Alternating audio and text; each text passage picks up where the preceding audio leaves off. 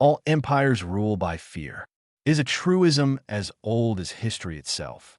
But there is only one empire in the annals of human history that has turned fear into an art form, a philosophy, even a religion. For them, brutality was not a means to power. It was power itself, naked and eternal.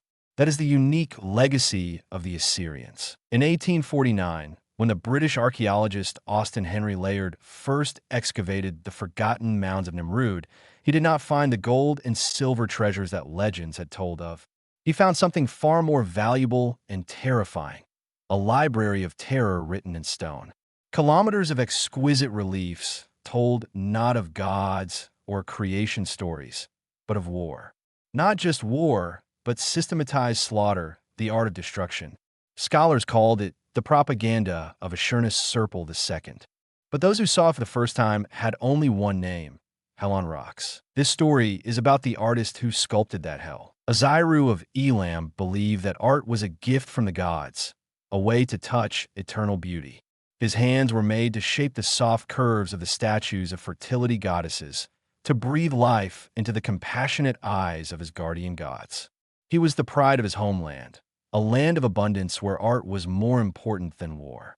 It was a naive belief, and naivety always came at a high price when faced with the Assyrian war machine. Now he was a prisoner.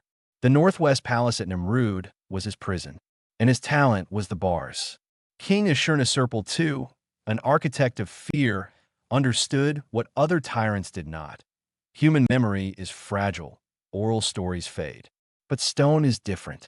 Stone remembers, and a story carved in stone, displayed for all the world to see, becomes the only undeniable truth. Aziru was summoned before the throne, where the king sat surrounded by cold symbols of power. Ashurnasirpal cared not which god Aziru worshipped. He cared only for his hands. "They say your hands can make the rocks sing," the king said, his voice emotionless. "But I don't need songs. I need shouts. I want you to tell my story, the story of how I brought the world under the feet of the great god Ashur. I want the walls of this palace to scream the glory of Assyria." It was not a request. It was a deal with the devil that Aziru had no right to refuse. The price was his life. The tool was his talent. And the first material had been brought. A rebel chieftain was dragged in. His body was a picture of defiance, but his eyes were already beginning to glint with fear. Ashurnasirpal stood up and drew a dagger from his belt. He did not kill the chieftain. He did something more brutal. He stepped forward and used the tip of the dagger to cut the chieftain's cheek, just deep enough for blood to flow. "Look closely, artist," the king whispered, but his words echoed throughout the hall. "The truth is not that my enemies are dead. The truth is the moment they realized they could not win. The pride that shattered in their eyes. The sound of their bones breaking. The silence that followed their final screams. That is what you must carve." He turned to the guard. "Show him." Aziru was forced to watch. He saw the transformation from warrior to creature of pain. He heard sounds that no language could describe. He was not allowed to look away. The chisel and hammer in his hands, the tools of creation, now felt like evidence of a crime about to happen. This was no longer art. This was complicity. When the torture was over, Ashurnasirpal approached Aziru, who was unsteady on his feet. "Now, make that pain immortal," he commanded. "You are no stonemason. You are the chronicler of despair, and history is written by the victors." That night, in his tent, Aziru sat before the white plaster. He understood. Ashurnasirpal did not simply want to record history. He wanted to weaponize it. He wanted any emissary from another kingdom who entered this palace, walked these corridors, to see his fate if he dared to resist. These walls would be the most eloquent threat, and he, Aziru, was the one who would create that weapon. The hands that had carved gods now had to carve demons. But as he looked at the stone, a mad and desperate thought sprouted from the depths of his humiliation. If he were to carve the demon's story, he would use more than stone. He would use silence, the gaps, the details that only an artist could see. He would carve a secret into it, a curse that only time could decipher. Aziru's chisel was never allowed to carve the faces of the weak. It ignored the children who fell, the women who cried, the old men who begged for water.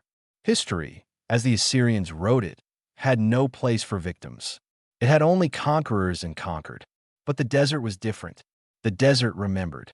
And the desert's memory was a story written in white bones and silent screams. The Great Migration was more than a journey. It was a sieve, a ruthless selection tool designed to ensure that only the strongest, most docile would survive to reach the Assyrian construction sites. The weak, the sick, the defiant, they were a burden, and the desert was the perfect place to unload. Eliadad, the Babylonian astronomer, learned quickly. His logic, his knowledge of the universe, paled before the absurdity of violence. On the third day, an old man stumbled and fell. Before anyone could help him up, a guard stepped forward and, without a word, brought his iron club down on the old man's head. A dry sound, a streak of blood on the sand. The caravan moved on, no one daring to look back. That was the first lesson. Their lives were not worth the guard's time. The second lesson came from water. The guards had leather pouches filled with water.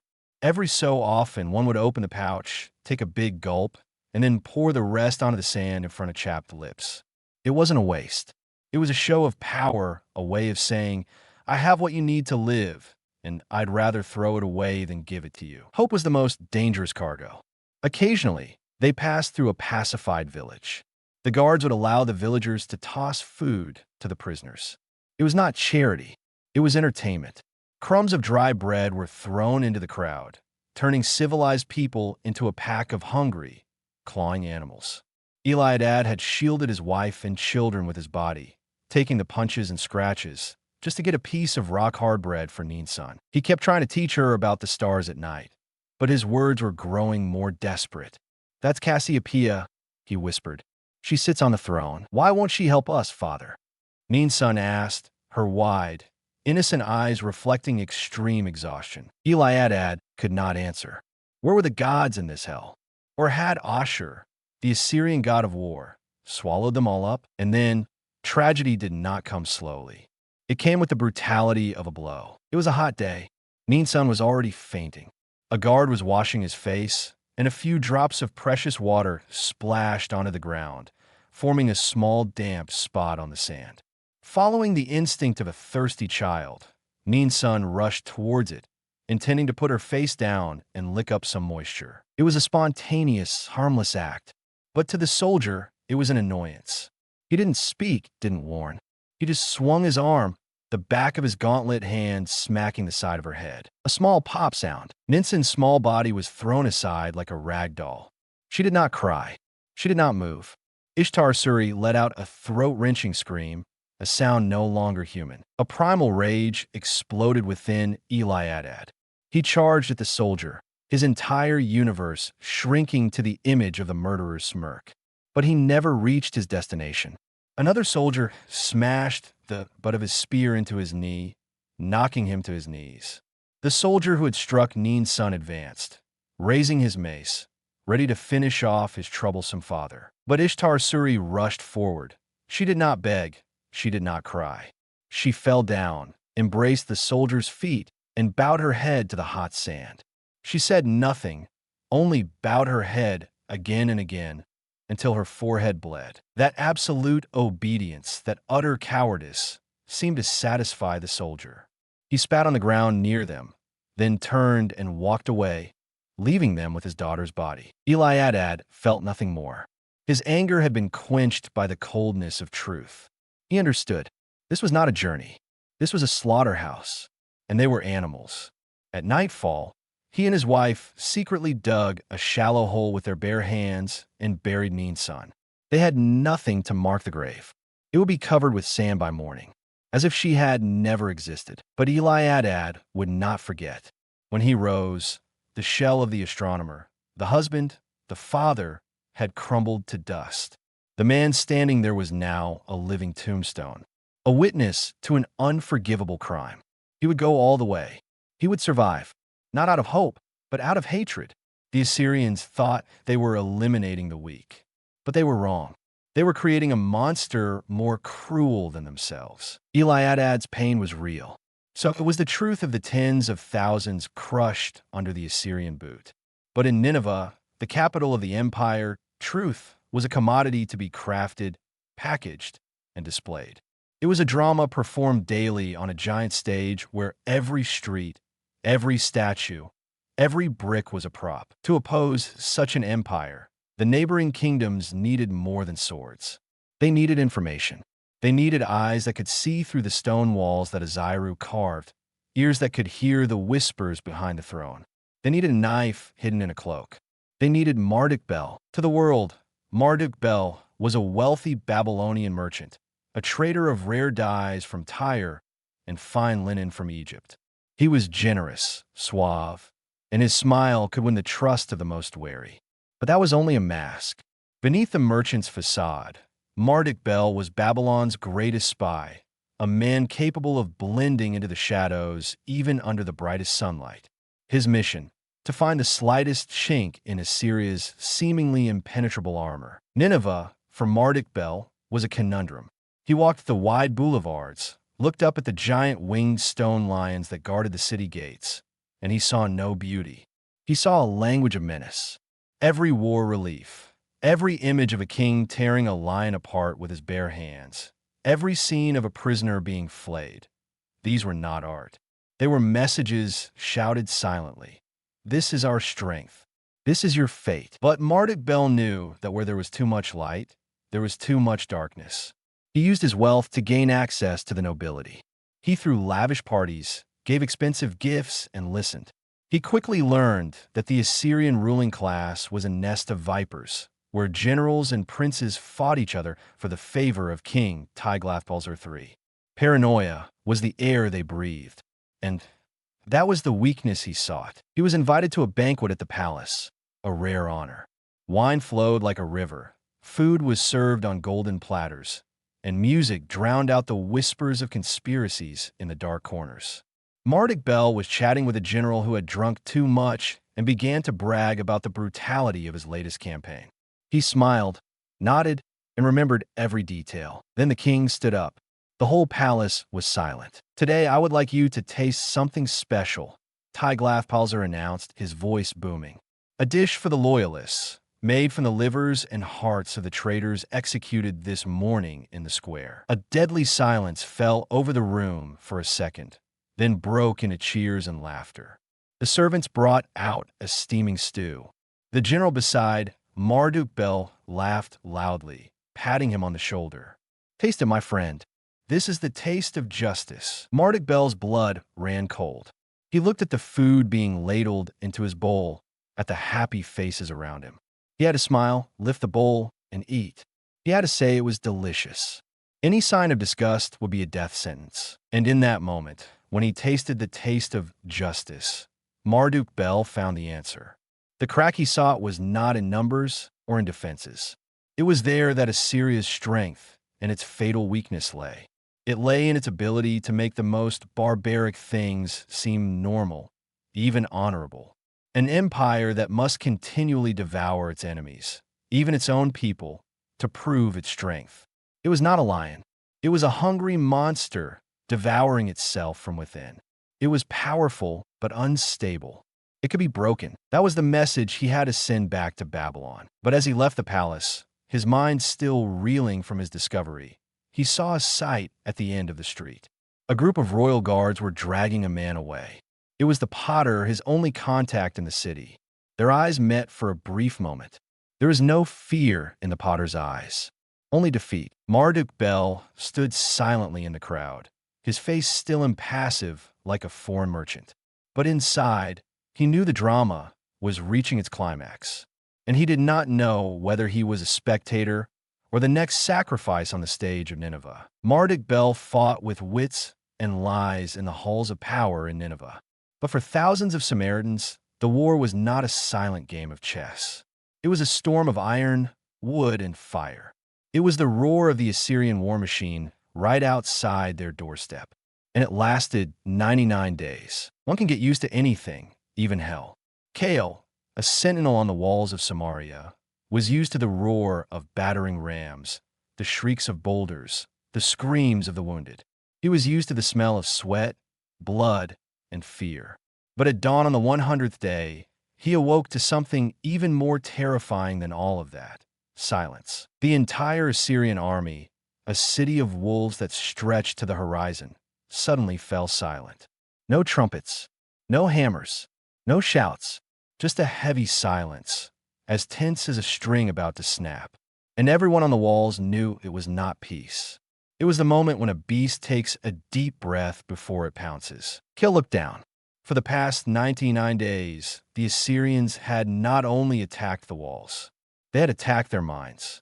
He had seen them erect stakes just out of arrow range and impale captured peasants from nearby villages. He had seen them use catapults to hurl not just rocks, but the severed heads of scouts into the city. Every day, an Assyrian herald would stand up and recite the names of the commanders, their wives and children, and describe in detail what they would do to their families when the city fell. It's psychological warfare raised to a science. And it's working. The city was starving. Whispers of treachery had begun to spread like a plague. The merchants and the warlords were clashing. Last night, Kel had seen two men fight to the death over a rat. The enemy was no longer outside. It was inside them, in their empty stomachs, in the desperate gazes of their emaciated children.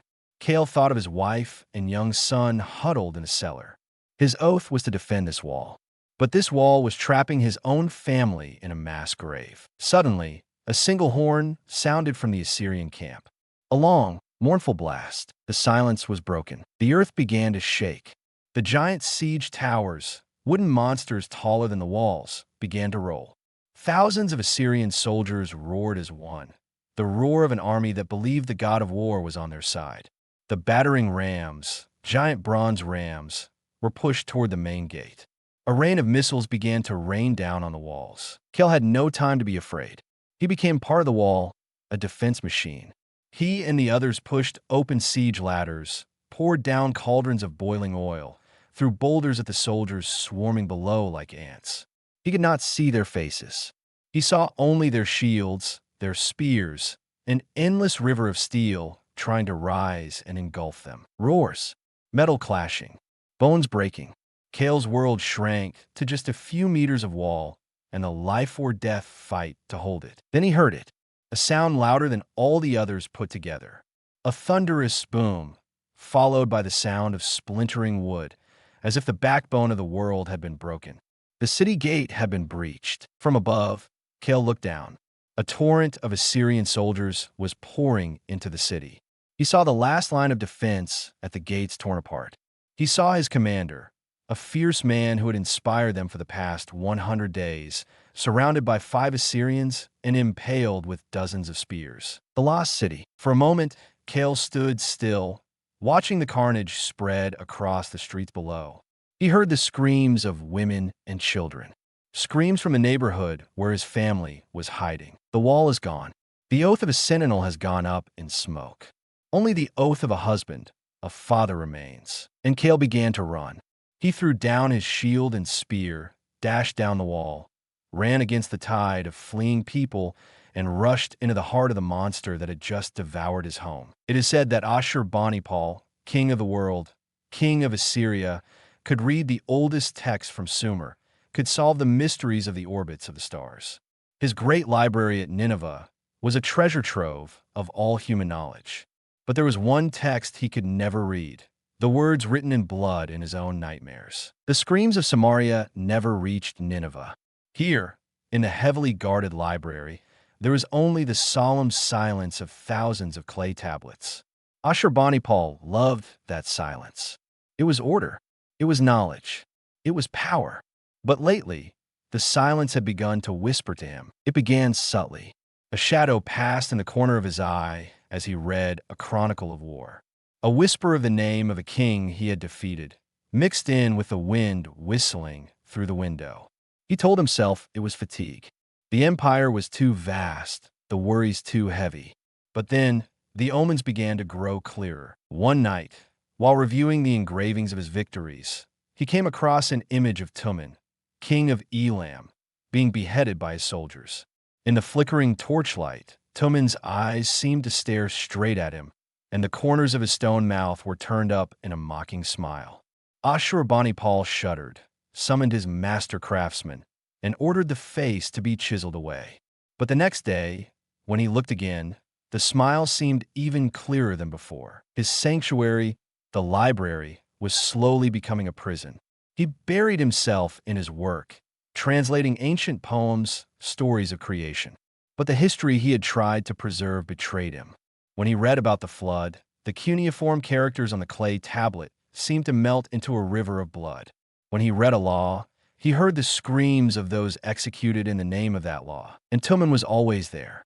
The enemy king he had humiliated, whose head he had hung from a tree in the royal garden for entertainment at a feast. Now Tillman's shadow haunted his every dark corner. He did not scream for revenge. He did something worse. He asked questions. How many tablets are in your library? O king of knowledge, the voice whispered when Ashurbanipal was alone. 100,000? 200,000? You can read the names of all the gods and demons. But can you read the tablets containing the names of all the starving children in Samaria? Ashurbanipal slammed the table and shouted into the darkness, "Shut up! That is the price of the empire. That is the will of Ashur, God, or the emptiness in your chest." Tillman's voice replied, full of sarcasm, "You build a library to preserve the memories of humanity, but try to erase your own. How ridiculous!" That night, the crisis came to a head. A desert storm suddenly arose. The wind howled through the palace. Ashurbanipal was in the library, trying to find peace.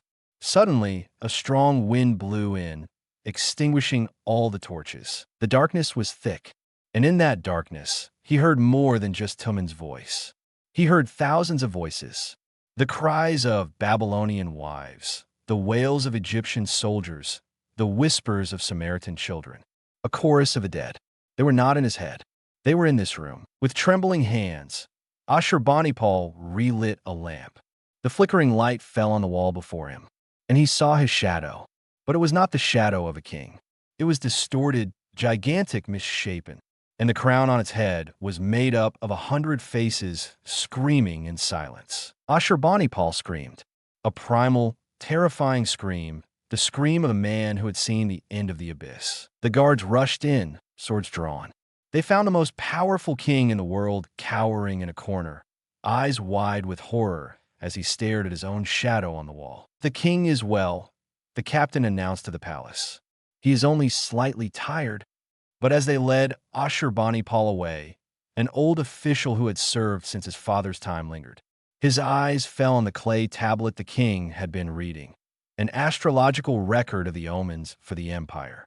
And he saw a small, fresh crack that had just appeared in the tablet, running across the symbol of the Assyrian kingship. The old official shuddered. This empire, he thought, has no external enemy that can defeat it. It can only collapse from within. The old man in Nineveh was right. The rift in the empire was not just appearing on a clay tablet in the king's library. It was being forged in the furnaces of hatred, in the deserts where the Assyrians thought they would leave behind only dust and anonymous graves. They were wrong. Among the thousands who had fallen, they had left behind a flame. The name of that flame was Seraph. There are two ways to survive a massacre. The first is to run from the memory, burying it in fear and oblivion. The second is to turn the memory into a weapon, sharpening it with hatred every day. Seraph did not have the first option. Her memory was a picture that would never fade. Her hometown in flames, the screams of her family, and the face of the Assyrian commander. A face with a long scar down its left cheek, smiling as he ordered his soldiers to slaughter them all. Seraph had survived, hidden under his mother's corpse, and that smile was burned into her retinas. She was found by a nomadic tribe of Medes, sworn enemies of Assyria. They saw in the eyes of the near-dead child not fear, but something more primal, a vow. They gave her no pity. They gave her something better, a knife and how to use it. The desert, which had killed Neen's son and thousands of others, became Seraph's teacher. She learned to read footprints in the sand, to find water, to move like a ghost in the night. Her body became calloused, hard as sandstone. Her mind became an arrow, aimed at a single target. The girl who had been a weaver had died in the fire that year. The survivor was a hunter. She began her hunt, not of beasts, but of Assyrian patrols on the border. She struck in a flash and disappeared, a ghost of the desert. Soon, rumors began to spread in the Assyrian strongholds of a desert demon, a vengeful spirit who killed without a trace. With each Assyrian soldier who fell, she interrogated the dying man, asking only one question: "Who is your commander?" Years passed. Her hatred did not cool. It only grew purer, colder, and sharper. Finally, she found the name she sought: Sin. And the news was even better. For his achievements in pacifying the border, Sin had been promoted. He was no longer in this land of death. He had been summoned back to Nineveh, to a life of luxury and wealth. The target has moved into the lion's den. Seraph will follow. She knew she couldn't attack head-on. Nineveh was an impregnable fortress. She needed a secret route, and that route came once a year in the form of tribute caravans from the conquered kingdoms. She joined the Medes' caravans, not as a warrior, but as a lowly servant girl, her face smeared with mud, her eyes downcast. As the great gates of Nineveh opened, Sarah felt the true power of her enemy for the first time. The wealth, the arrogance, and most of all, the carvings. The stone walls of Aziru told her own story, but from the killer's perspective. She saw the same scenes that had destroyed her life, re-sculpted as a glorious victory. Anger swelled in her chest, but she forced it down. Emotions were the hunter's enemy. Weeks passed. She worked like a shadow in the city, gathering information, looking for targets. Then one day, she saw him, Sin, sitting in a fancy officer's tavern, fatter, older, and the scar on his cheek now looked like a permanent smile. He was laughing, pounding the table, recounting some exploit to his friends. Seraph stood in the shadows of an alley, clutching the dagger hidden in his shirt. He was only a few feet away. One lunge, one slash, and her oath would be fulfilled. Every cell in her body screamed for vengeance. But as she prepared to act, she overheard what he said to his friends. "And the king has given me full control of the royal storehouse. The worms in this city will have nothing to eat without my permission." Seraph's grip on the dagger loosened. A new thought, far more terrible and alluring, began to form. Killing Sin would bring her satisfaction, but it would only be the death of a pawn. But the granary was the stomach of Nineveh. It was the lifeblood of the army, of the nobility, of the king himself. Killing one person is revenge. But letting thousands of these arrogant people experience the fear of an empty stomach, letting them watch their children starve to death like they did to countless others, that is justice. The smile vanished from Seraph's lips, replaced by the cold calculation of a wild beast. She had not come here to kill just one person. She had come here to sow disaster. Seraph's hatred was as pure as volcanic glass. Her aim was clear, but within the Assyrian war machine, another poison was spreading silently, a poison more dangerous than hatred: doubt. And the one tasting it was General Ilabani. In the Assyrian army, there were two types of generals. The first type believed that brutality was a sacred duty, a sacrifice to the god Ashur. The second, more practical type, believed that it was a necessary tool to maintain the empire. Ilabani was one of the latter type. He burned cities, drove stakes, and ordered the displacement of tens of thousands of people, not for the fun of it, but because he believed it was the price to pay for the stability and glory of Assyria. He was an effective architect of the empire. But now, looking into the eyes of his soldiers, young men whose gazes were increasingly hollow and brutal, he began to wonder if the tool was turning its user into a monster. His doubts began after the siege of Samaria. His army was tasked with pacifying the surrounding countryside, a euphemism for extinguishing any last hope of resistance. And then the order came down from a high-ranking governor in Nineveh, a desk jockey who had never smelled blood. The order was to a small mountain village that had surrendered unconditionally. The order consisted of just 3 words: make an example. Ilabani understood well what setting an example meant. He stood on a hill overlooking the peaceful village. He saw smoke rising from the rooftops, not the smoke of war, but the smoke of homesteads. He saw children playing, farmers herding their sheep. They had surrendered their weapons. They had hung white flags. They were not a threat. They were a test. His lieutenant general, Othades, a young fanatic who regarded cruelty as a measure of loyalty, stepped up beside him. A village ripe for Ashur's cleansing, Othaid said, his eyes shining. What are your orders, General? Ilabani did not answer immediately. He thought of his king, Ashurbanipal. The rumors from Nineveh were growing stranger. They said the king was talking to himself, that he saw ghosts in the library. This unbridled brutality, he realized, was no longer a calculated strategy. It had become a mass madness, an insatiable bloodlust that trickled from the throne to the last soldier. The empire no longer conquered to survive. It existed to conquer. What are we doing here, Othaids? Ilabani asked, his voice hoarse. We are carrying out the king's will and spreading fear in the god Ashur. Othaids replied without hesitation. No, said Ilabani, his eyes still fixed on the village. We are teaching the peasants to hate us. We are sowing seeds for which our children will pay in blood. Othaids frowned. Those are the words of a traitor, General. Ilabani turned to look the young general straight in the eye. No, those are the words of a soldier tired of killing unarmed men. But he knew he had no choice. To disobey would be suicide, and his entire army would be punished. With a heavy heart, he gave the order to attack. The Assyrian army, trained for destruction, poured into the village like a flood. Ilabani sat on his horse, watching the scene from afar. He saw what he had seen 100 times before: fire, blood, and screams. But this time it was different. He did not see glory.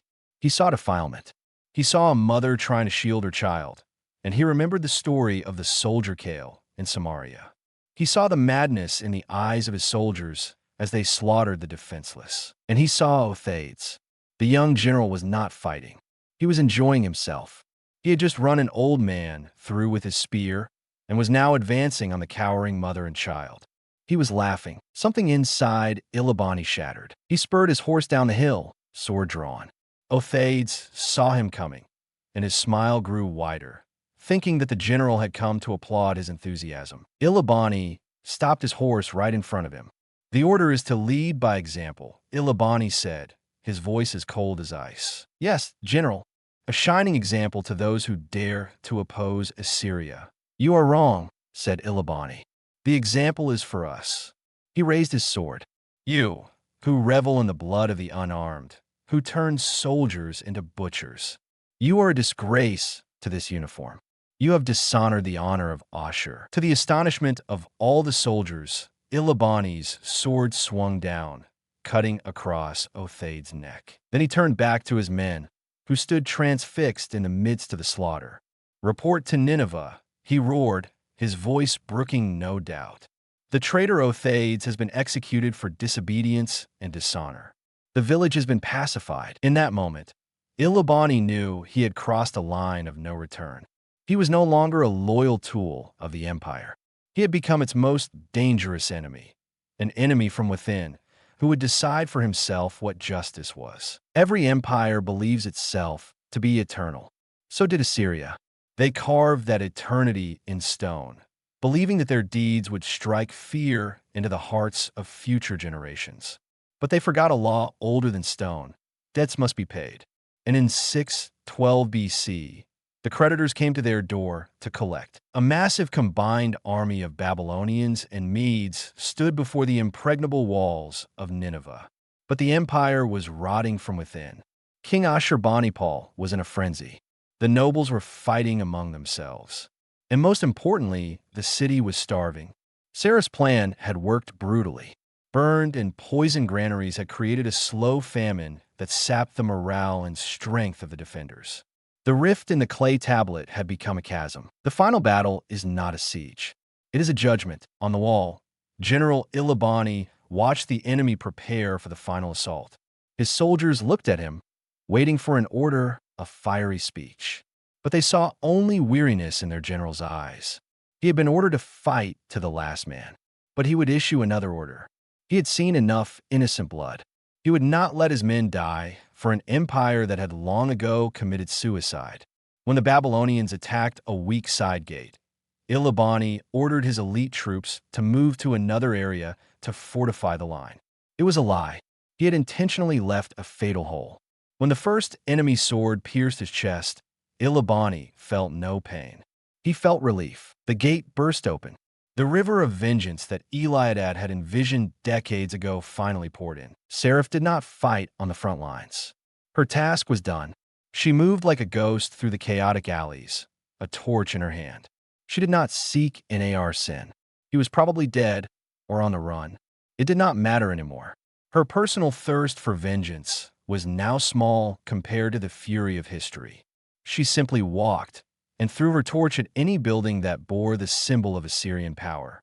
She was the cleansing fire, returning to this city the destruction it had wrought upon the world. In the royal palace, fire had begun to lick the stone walls.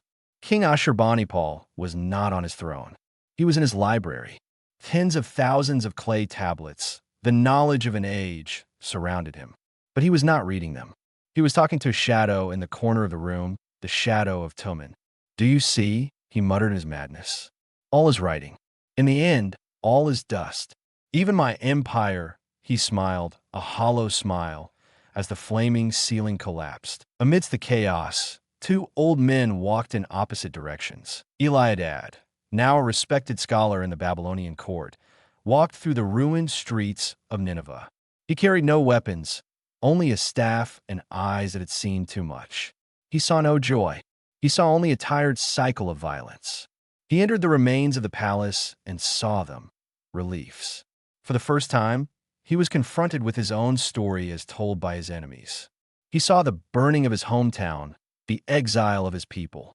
He searched for his daughter's face in the sea of carved stone, but it was not there. The history of the victors had no place for the little souls. Aziru, the sculptor, was there too. He did not try to escape. This place was his life, his prison, his masterpiece, and his crime. He walked through the burning corridors, his old hands touching his work. He touched the tortured face of a prisoner, then the arrogant smile of an Assyrian king. Finally, he stopped before the largest relief, depicting King Ashurnasirpal. He raised his hand to the king's eye, and there, known only to its creator, was a tiny crack, a deliberate mistake carved in decades ago.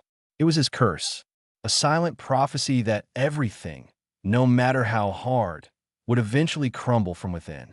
Aziru smiled, closing his eyes as the fire engulfed him and his immortal art. Nineveh has fallen. Fire has purged its pride, and dust will soon bury its memory. But there is a final irony to history.